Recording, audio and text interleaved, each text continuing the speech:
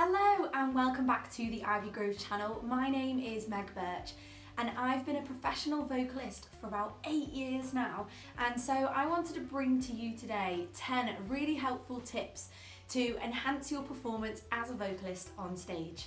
So let's get into it. Number one, the main thing when you start an on-stage performance is to make sure that you're in the zone. We need to be nice and calm, we need to be focused. Many people find their own technique of how to get into that mind space. So that could be taking a bit of time on your own, making sure that you really steady your breathing.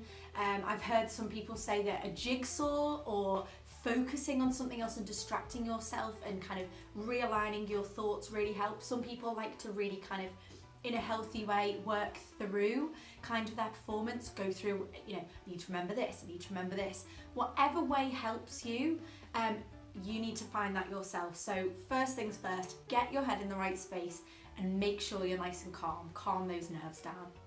Number two, it's really important that when we go on stage, we understand what we're singing about. So whether you're doing one song or you're doing a full set, you need to know what you're singing about. What's the story of the song?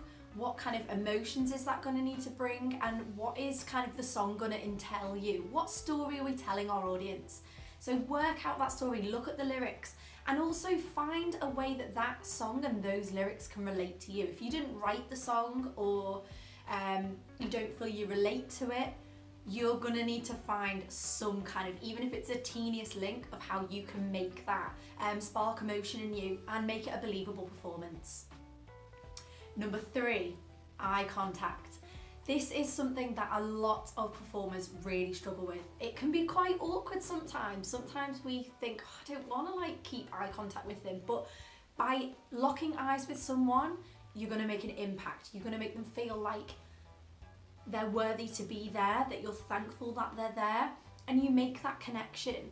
And trust me, your performance is going to go from here to here if you use that. And it's about having that self-confidence and going, no, I do deserve to make eye contact with them and they should be watching me because I'm bloody brilliant. So make sure that you're doing that and it's sure to be a success. Number four, we really need to be making sure that we have a dynamic performance. So what does that mean? Dynamics can be used in so many ways. That could be vocally, could be in terms of physically, and I'll explain what I mean. Dynamics are often referred to as bringing light and shade into your performance. This means that it's not all just one level, which is either tiny and we're going ooh and singing along, or equally coming out on that first line and smacking people with a great big belt. Maybe we do smack people with a great big belt, but it's got to take someone on a journey, so we're going to need to dip the energy at some point and then bring it back up and dip the energy and draw people in. That's the whole point of having those dynamics, is to take people on a journey. So that's how we can use dynamics vocally, but we can use dynamics physically as well. So you need to think with your performance, how is the performance going to grow?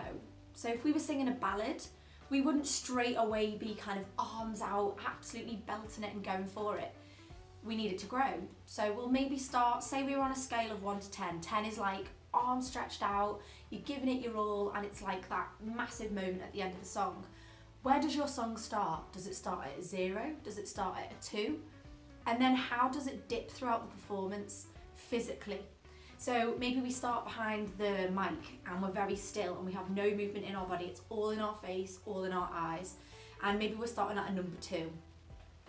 We get that kind of seriousness, we bring the vibe, we get people engrossed in our story, we really grip them in. And then as it goes along, we might add an arm, or maybe we'll just throw your head, or whatever style you're doing. It's not going to work for every genre.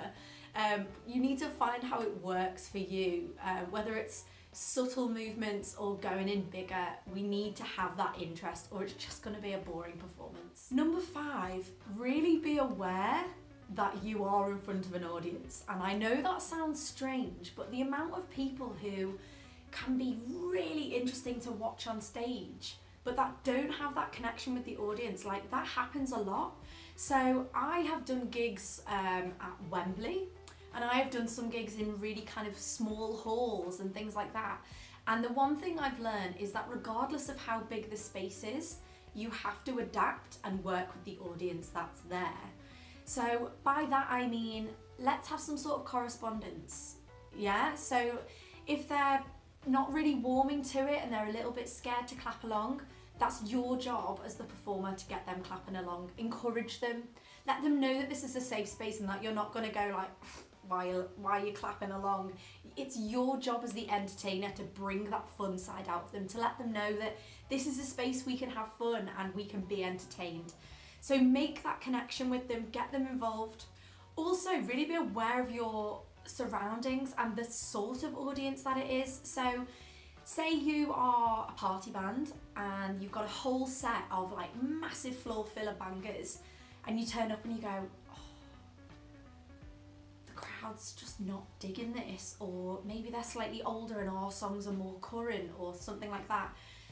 You're going to stand out as a performer if you can adapt, tailor your set, tailor your performance to your audience. Now, I'm not saying don't lose your authenticity or change yourself for your surroundings.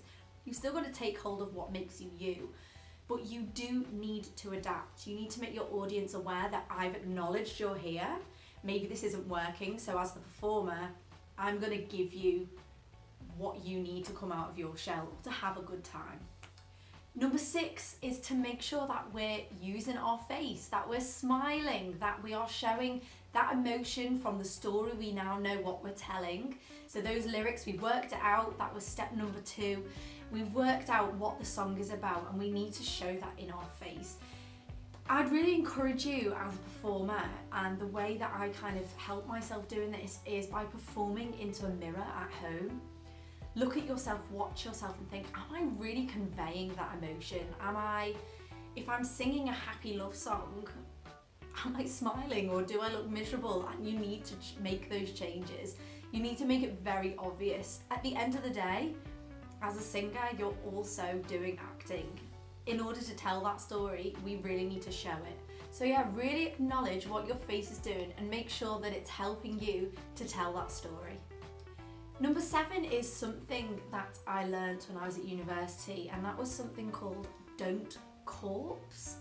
I've never heard this phrase before, but to corpse in a performance is when maybe you've made a little mistake, you've forgotten a lyric, or you've sung a dodgy note, and you're in the zone and you're singing away, and then you go, and you pull a face and you break your character, and you go, oh no, I've messed up, and you make that known to the audience. You've corpsed. You've let your character die, okay? We cannot have that. You need to be so focused, so in the zone, that even if things go wrong, and trust me, they do. I've had gigs where maybe the music stopped or the guitarist has come in the wrong key or whatever. I can't let that show. They don't know what it's meant to be. They don't, and if it is an obvious mistake, you've done a vocal break, people see that you've blatantly made a mistake, but you have to keep focused and don't let it faze you. Just go, cool, just done a vocal break.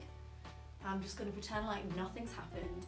The more confident you can stay, the more your audience is going to carry on believing in you and go, oh bless them, like they've made a little mistake. Mistakes happen, embrace them, but don't let people know. Don't corpse. Number 8 is really make sure that you have good mic technique. I've seen so much bad mic technique and like bad habits over the years. First thing is making sure that you really hold the microphone very kind of forward, central, right in front of your mouth. I see a lot of this where people talk over the mic and it just won't pick up all your tone.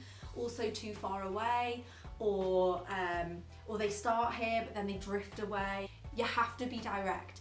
Practice your mic technique, practice at home. If you don't have a microphone of your own, use a water bottle, use a hairbrush, use the shower head, like whatever you need to kind of practice that technique.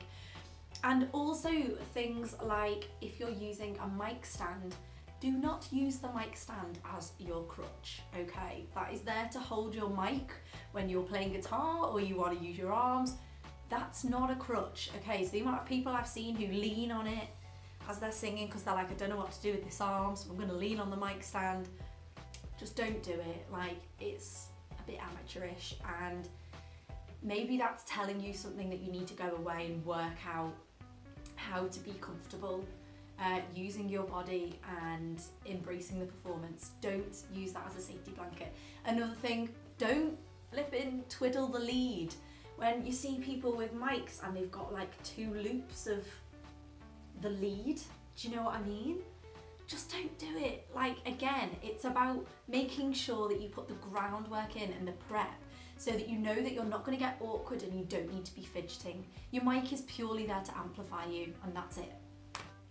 Number 9 is always be professional in between tracks.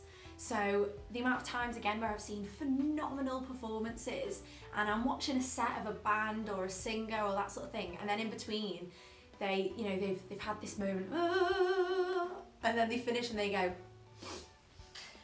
yeah, okay, next one. Yeah, this next one is blah, blah, blah. Do you know what I mean? Like, no, like the whole time you're on stage is your performance, okay? So even those bits in between, if the band need to retune or whatever, you need to have some things up your sleeve. What are you gonna say to kind of fill those gaps and be like, how are we all doing tonight or whatever? You've got to own that stage and make people aware that even in those gaps, you are the entertainer, and you can't let, you don't want people to then go, oh, well, I'll go the loo then if they're sorting that out. You want to keep people in their seats. You want to keep people entertained even in those gaps. Keep it up. And number 10 is just have fun. Yes, it's nerve-wracking, and yes, there's a lot to think about, but when you're on stage, it's happening whether you like it or not. We can't be running off. So at the end of the day, whatever prep you've done or you haven't done, you're gonna have to live with it. You're on stage, just enjoy it, let your hair down, and the more relaxed you are, the more relaxed your audience will be. And at the end of the day, we're all singing and we're all on stage to entertain. So make sure that we keep that up. If we enjoy ourselves, they'll enjoy themselves. So I hope this has been really helpful. I hope it's made you maybe think about some things that maybe you can work on. If you've got any questions or you want any more details on any of these points, let me know. Start a discussion in kind of the comment section below. Give it a like and please subscribe, hit that notification bell if you find these videos really insightful and interesting and you want me to keep making more. Thank you so much for watching, and we really hope that you'll join us here on the Ivy Grove community. Stay tuned for another video coming on Sunday, and we'll see you soon. Thanks guys, take it easy, bye!